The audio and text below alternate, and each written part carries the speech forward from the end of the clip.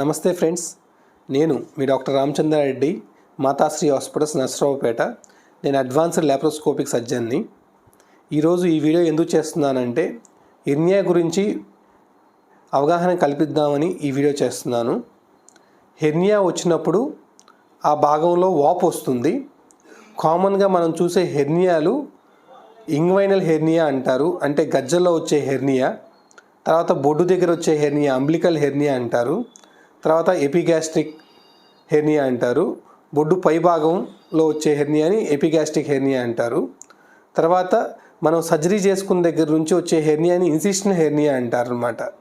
ఈ హెర్నియా వచ్చినప్పుడు సిమ్టమ్స్ ఎలా ఉంటాయి అంటే హెర్నియా దగ్గర వాపు వస్తుంది. ఈ వాపులో ఏముంటుందంటే పొట్ట లోపల ఉన్న కొవ్వు కానీ పేగు కానీ బయటికి జారుతుందన్నమాట అక్కడి నుంచి. సో ఈ హెర్నియాని డయాగ్నోస్ చేయడానికి జనరల్గా సర్జన్ ఎవరైతే చూస్తారో వాళ్ళు క్లినికల్గా డయాగ్నోస్ చేస్తారనమాట అది హెర్నియా అని. దాంతోపాటు కన్ఫర్మేషన్ కోసం అల్ట్రాసౌండ్ స్కాన్ చేస్తారు. సిటీ స్కానింగ్ అందరికీ అవసరం లేదండి. కాంప్లెక్స్ హెర్నియాలు కానీ లేదా ఏదన్నా ఆల్రెడీ హెర్నియా అయ్యి మళ్ళీ రావటం కానీ రికరెంట్ హెర్నియాస్ అంటాము, ఇలాంటి హెర్నియాలు కానీ అబ్స్ట్రక్షన్ పేగు బ్లాక్ కానీ ఏదైనా ఉన్నప్పుడు వామిటింగ్స్ కానీ అవుతున్నప్పుడు ఇలాంటప్పుడు మాత్రమే సిటీ స్కానింగ్ చేస్తామండి. ఈ హెర్నియాకి మందులతో తగ్గదు, కంపల్సరీ సర్జరీ చేయాల్సిందే. సర్జరీ ఓపెన్ టెక్నిక్లో చేయొచ్చు, లాప్రోస్కోపీలో చేయొచ్చు. ఓపెన్ టెక్నిక్లో చేయటం వల్ల వచ్చే ప్రాబ్లమ్స్ ఏమేమి ఉంటాయంటే చర్మం కిందే మెష్ ఉండటం వల్ల ఈజీగా ఇన్ఫెక్షన్ అయ్యే ఛాన్స్ ఉంటుంది. ఆ గాయం కూడా కొంచెం పెద్దగా ఉండటం వల్ల హీలింగ్ చాలా స్లోగా ఉంటుంది. దాంతోపాటు రికరెన్స్ ఛాన్స్ కూడా ఓపెన్ టెక్నిక్లో ఎక్కువ ఛాన్స్ ఉంటుంది లాప్రోస్కోపీతో పోల్చుకుంటే.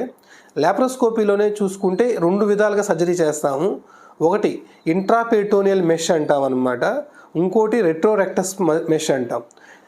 ఈ మనం లేయర్స్ ఆఫ్ ద పొట్ట చూసుకుంటే, అబ్డామిన్ చూసుకుంటే మనకు ముందు చర్మం ఉంటుంది, తర్వాత కొవ్వు ఉంటుంది, తర్వాత ఒక ఫైబ్రస్ లేయర్ ఉంటుంది, తర్వాత మజిల్స్ ఉంటాయి, తర్వాత పెరిటోనియం ఉంటుంది. ఈ పెరిటోనియంకి పేగులకి మధ్యలో పెట్టే మెష్ని ఇంట్రాపెరిటోనియల్ మెష్ అంటాం. దీనికి కొన్ని స్పెషల్ క్యారెక్టర్స్ ఉంటాయి అన్నమాట. ఆ పేగులు అనేవి మెష్కి అతుక్కోకుండా ఉండే ప్రాపర్టీస్ ఉంటాయి కాబట్టి ఈ మెష్ దాన్ని ఫిక్స్ చేసే సామాను చాలా కాస్ట్ ఎక్కువ ఉంటుంది. ఈ సామాను ఆల్మోస్ట్ మనకి నియర్లీ ఒక 70,000 to 80,000 కాస్ట్ ఉంటుంది అనమాట, మంచి బ్రాండెడ్ మెష్. నెక్స్ట్ చూసుకుంటే సో రెట్రోరెక్టస్ మెష్ నార్మల్ మెష్ పెట్టుకోవచ్చు. ఈ స్పెషల్ క్వాలిటీస్ ఉండాల్సిన అవసరం లేదు. కానీ ఆ మెష్కి స్ట్రెంగ్త్ కానీ క్వాలిటీ ఆఫ్ ద మెటీరియల్లో మాత్రం ఏ చేంజెస్ ఉండవు. సో దీన్ని రెట్రోరెక్టస్ మెష్ అంటారు. ఈ రెట్రోరెక్టస్ మెష్ని ఈటెప్ టెక్నిక్ ద్వారా కానీ టార్మ్ ద్వారా కానీ అప్రోచ్ అవుతాము, టీఏపీపీ టెక్నిక్ ద్వారా కానీ అప్రోచ్ అవుతాము. సో ఈ టెక్నిక్స్ మన మాతాశ్రీ హాస్పిటల్స్ నర్సరావుపేటలో మేము చేస్తాము. సో మీకు ఏ టెక్నిక్ కావాలంటే ఆ టెక్నిక్లో లాప్రోస్కోపీ పద్ధతిలో చేసి హెర్నియా మెష్ ఇన్ఫెక్షన్ అవ్వకుండా మళ్ళీ రాకుండా చేయటంలోనే మేము ప్రయత్నిస్తాము. Thank you.